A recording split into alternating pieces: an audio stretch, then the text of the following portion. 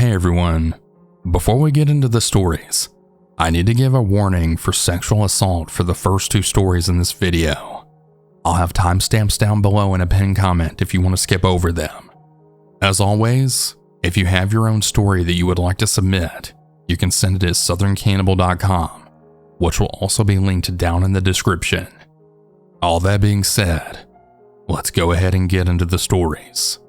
And remember to always stay hungry.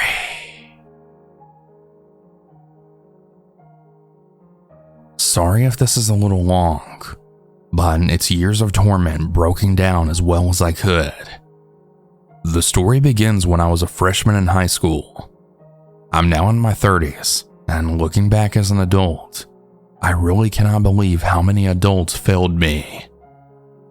For context, I went to a very large high school just outside of a large city in America. This is the first time I've ever shared this story with anyone else other than my therapist, but maybe it'll help someone else with their own experience. The first day of freshman year, I was a happy, naive, overly friendly 14-year-old. I've always been very small, standing at only 4'9" and 90 pounds. I would talk to anyone. I was the type to speak to the quiet loners and befriend the new kids as well. Little did I know that part of my personality would almost end me. I walked into my last period computer class, and I took the first empty seat that I saw. Sat next to me was a boy. We'll call him Matt for the sake of the story. Matt was a pudgy kid with a unibrow, and he was almost 6 feet tall at 14. I recognized him because we had been in summer camp in the 6th grade together. We started talking until class started, but nothing unusual. He asked me about my classes, how my summer was, basic first day chatter. Fast forward a few weeks, and I walk into my English class, surprised to see Matt sitting next to my assigned seat. I remember saying, "Oh, you're in this class too. That's cool," and not really thinking anything of it. Over the next week, Matt had magically started switching into all of my classes that he could, besides study hall and art. For those two classes, every time the bell rang, he would be waiting at the door for me. He would walk with me to my class and try and sit with my friends and I at lunch, which at the time he wasn't in my lunch period. My best friend started to point out that it was kind of creepy that he was following me around, but I didn't really think anything of it, until one day. I was walking home, and I noticed he was walking up behind me. He asked if he could walk me home, which began to make me feel really uneasy, as I lived on the border of the city 4 miles the opposite direction from his own house. I tried to just play nice, you know? Like, "Oh, you don't really live that way. I'm good. Like, it's not that far away." But he would just reply back with, "No, let me walk you. A pretty girl like you shouldn't walk alone." Thankfully at that moment, I had saw my older neighbor Jason, who was like an older brother to me, and was like, "Oh, thanks for meeting me, Jason." And I grabbed onto his arm like he was helping me. So the next morning when I went to walk to school, he was at the corner waiting for me again. But I noticed he was wearing the same clothes as the previous day. And once again, he lived 4 miles away from me. Over the next month, I started to feel smothered, and I then explained to him that after he told me he liked me, that I wasn't interested, and that I'm only 14, I wasn't interested in dating anyone. You're not gonna believe what happened next. He actually pants me in front of everyone in gym class, pulling both my gym shorts as well as my underwear fully down. All he got for it was detention. So let's skip to November. I received a note in my locker, and it was very explicit and very sexual in nature, describing how he wanted to assault me and tie me up. It was very disturbing. I immediately brought it to my principal's attention, who simply just stated, "Oh, well, you know, boys will be boys, and at this age, hormones just really make them wild." I felt so disheartened by this. I called my dad crying about it, because at that point I was so scared and no one seemed to care. I had also brought it to my teacher's attention before all that happened, and that I wanted to move seats and how I felt uncomfortable. My dad immediately took me to the police station, and he wanted them to do something about the letter, as well as the clear signs of stalking, in which they said they couldn't. And again, boys will be boys. The letters only became more violent and more disturbing. It went from writings about rape to actually murdering me. And as you can imagine, the school still didn't do anything. I began skipping class after that, and I'd started to really feel myself change. I used to love school, but now I felt scared. Fast forward another week, and I was in the lunchroom with my friends eating my lunch. On this day, I was wearing a brand new white long sleeve sweater that my mom had gotten me. Well, Matt walked over and loudly in front of everyone else asked me to the winter dance. I became embarrassed as he wasn't even supposed to be in that lunch period. I said that I wasn't going, and at that moment, he grabbed me by my hair and then he dumped my red juice drink all over me. This attack was on camera in front of the school teachers and the principal, but he still didn't really get any kind of punishment other than a 2-day in-school suspension. It got worse and worse, and I started failing my classes. My parents were actually missing so much of their own work just to make sure I was safe. There was also no other high school in my district, and we didn't have the money to move. I felt stuck. I had started losing all of my friends because of rumors. I was being bullied, being called a hoe and slut, even though I hadn't even had my first kiss yet. I was eventually suspended for skipping class. Then one day in February, I was walking to art class. I was late, as I would always hide when the bell rang to avoid seeing him. It's on the other side of campus by the auto shop and wood shop, and it's in a dark long hallway that was honestly kind of sketchy. That's where he then cornered me and then grabbed me, and he was holding me by my face against the wall.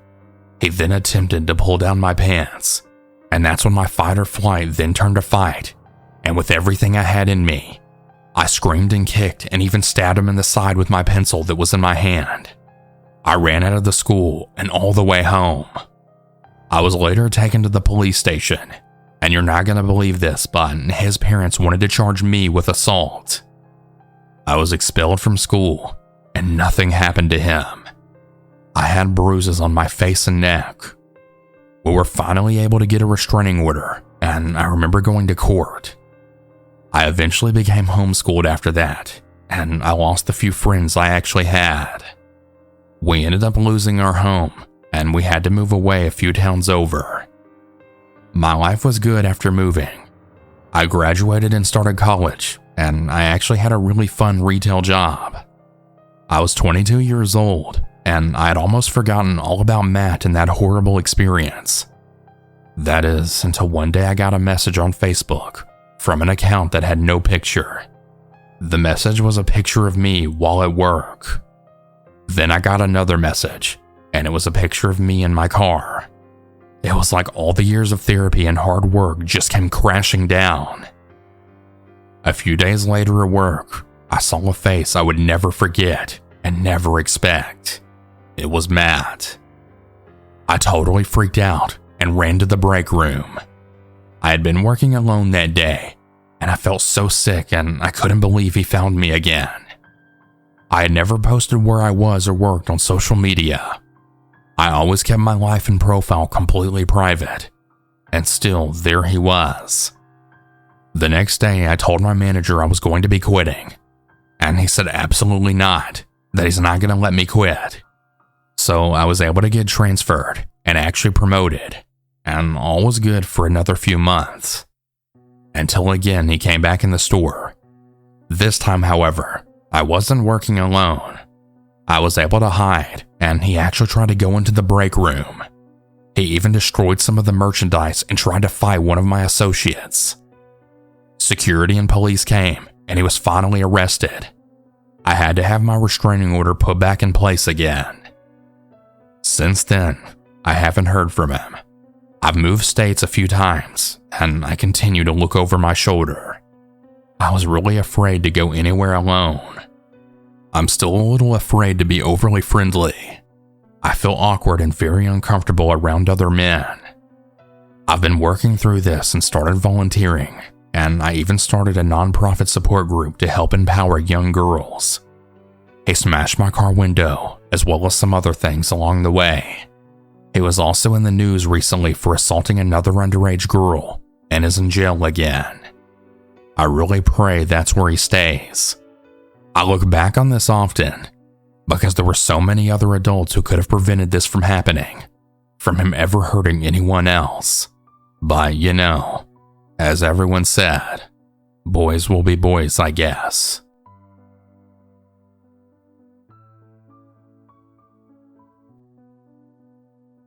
Hey everyone, I need to take a small break from the stories to thank today's sponsor, ShipStation.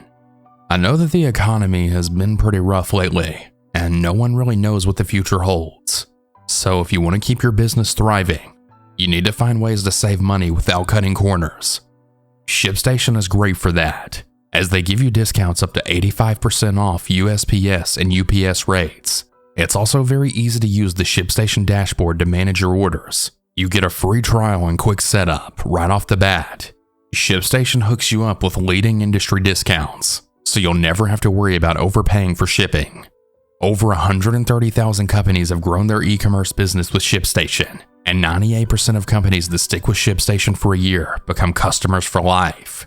ShipStation effortlessly integrates everywhere you sell online, including Amazon, Etsy, eBay, Shopify, and more. So if any of you out there have a small business, this is perfect for you. Worry less about the bottom line when you save money with ShipStation. Go to ShipStation.com and use code Cannibal today and sign up for your free 60-day trial. That's ShipStation.com, code Cannibal. I need to offer 3 disclaimers. The first one involves sexual assault. The second is still ongoing. And last but not least, most of the names will be obviously changed. To begin, I'm a male. I met my stalker, who we'll call Mary, on a dating app after just a few weeks after my ex and I broke up. I spoke to Mary, and I told her off the bat that I still haven't moved on from my ex, and that I was just on the app, kind of just there to socialize, but if things work out well, I'd be open to dates and whatnot. Now, something about me is that I'm very blunt, and whenever I ask something, I always ask at least 3 times just to make sure my message is clear. She said she understood, and then about a week later we met up. She paid for a hotel, and things occurred. The first red flag I ignored was after we were intimate, and she then said, "Okay, this is where you say this is a joke, and you leave me now." Of course I didn't. But at the same time, that told me everything I needed to know on how she is mentally wise. After what we did, I also didn't feel anything emotionally towards her, and I then realized that I need to keep working on myself. The next morning I left, and I said goodbye to her. Later that night I had called her, and I told her that I wasn't ready, and that I'm really sorry if she felt used. Of course she cried, but I stood by what I said.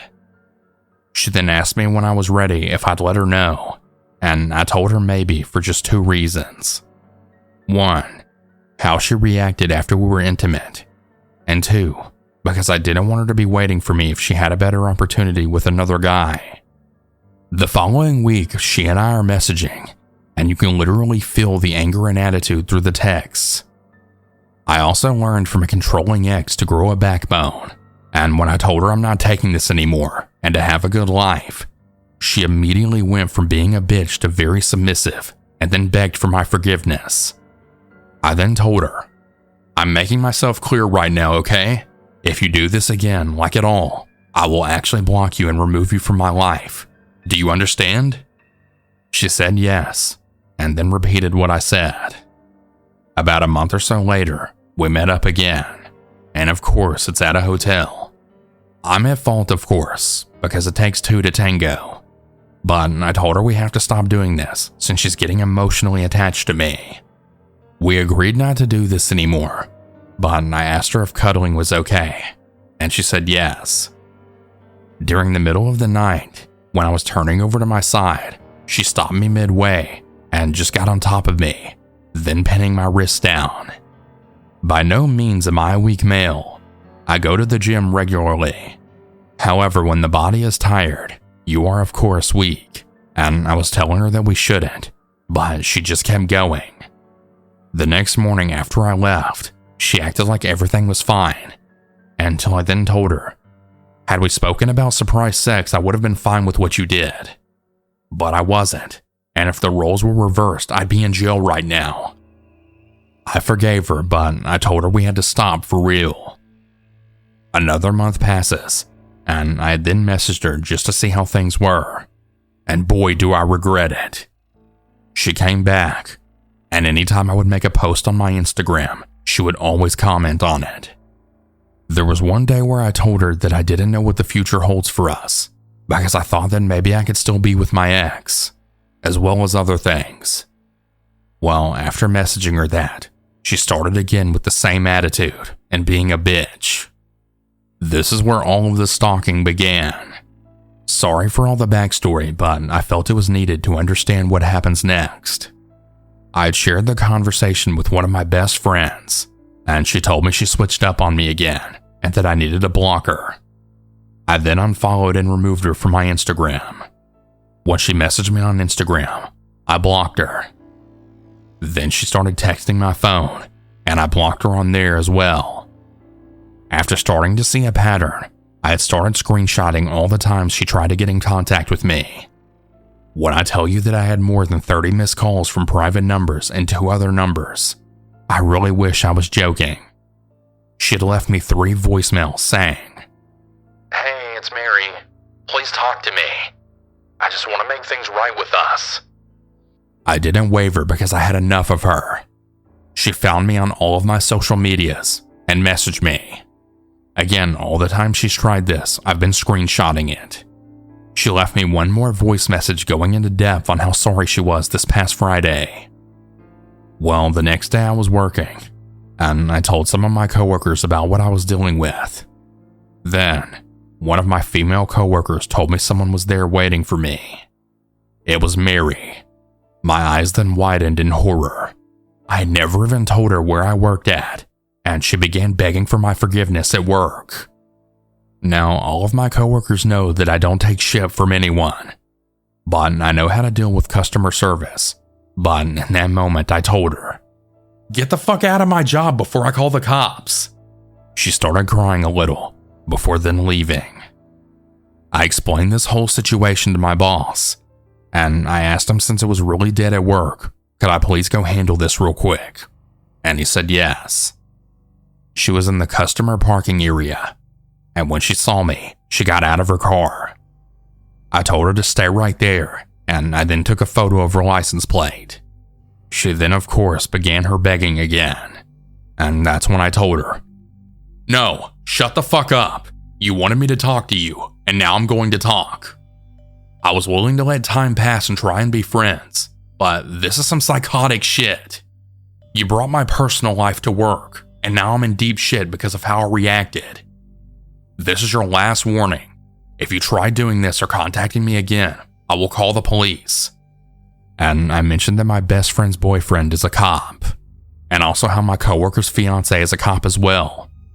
She looked absolutely horrified when I revealed that to her. I then told her, "Did I not tell you that I'd remove you from my life if you did this shit again?" This and one other time are the only times that I allowed her to talk to me. She said yes, and she asked how she could make it better between us. I just told her, "Leave me the fuck alone. That's how." Once again, she started begging for forgiveness, and she sounded like a broken record at this point. I just turned around and walked away as she was calling my name and crying. It seemed to have gotten louder the farther I got. As of now, she hasn't contacted me since, but I did file a report, and I got my friend's boyfriend to help me in case something were to happen. If there's anything to take away from this story, it's this. Be careful who you are affiliated with, because she didn't seem like the type to do this, and she proved me wrong. to anyone going through a breakup. As much as we would really like to have someone, it's much better to focus on your own healing. If you truly need someone to talk to, go to your friends or family.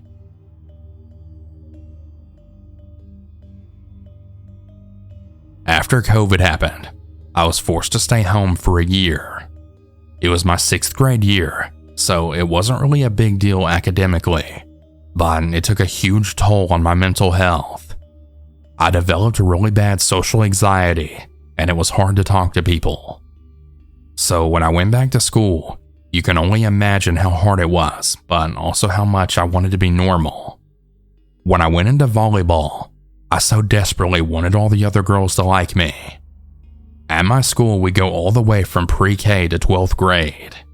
So when we play volleyball, there are big sisters and little sisters. The big sisters are in high school, whereas the little sisters are in middle school. Our jobs are to just give one another gifts and encouragement, which then brings us to my scary encounter. It was like 7 p.m. in October, so it was beyond dark. My dumbass decided to get gifts for my big sister at very last minute. Her game was the next day, and I felt bad for not having anything, so we went to Walmart. The Walmart closest to me is very notorious for all the sex trafficking that goes on there, so going at night is not a good idea. Yet I insisted, so my mom took me. I was actually still in my workout clothes and ponytail when I went. My legs and arms were really sore, so we walked slowly inside and in aisle to aisle. The whole time I was worried about getting the perfect gift for my big sister and then getting the hell out, but my mom wanted to do some actual shopping, so we then split up to get some other stuff. My mom's demeanor had been pretty calm when we first got into the store, but after we split up, it had changed completely. She was more frantic, if that makes sense. She was making us move more quickly, and then going through aisles we didn't need to go down. At this point, I was just wanting to get home, so I told her that was all, and we could check out. When we got into the line to check out, she bent down to get some chocolate bars for my big sister.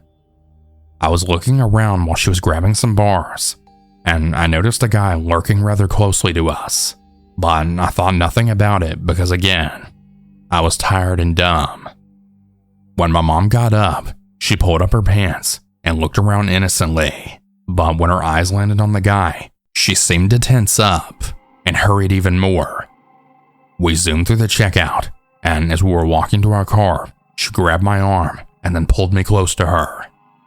She then said to me, "When we get to the car, I want you to open your door, get in, and lock it, okay?" She rushed it out like it was imperative that I understood, so I nodded my head. I walked to my side of the car, got in, but was taking my time fully getting in. My mom, who had just thrown it all in the back, didn't organize it like usual. She then came into the car and then screamed at me to hurry up. I did just that. She locked the car before looking around, and she then just kind of sighed at me. "You really need to start paying attention to your surroundings." I had no idea what the hell was going on, so I asked, "Geez, why are you so quick to get home?" "I am too, but..."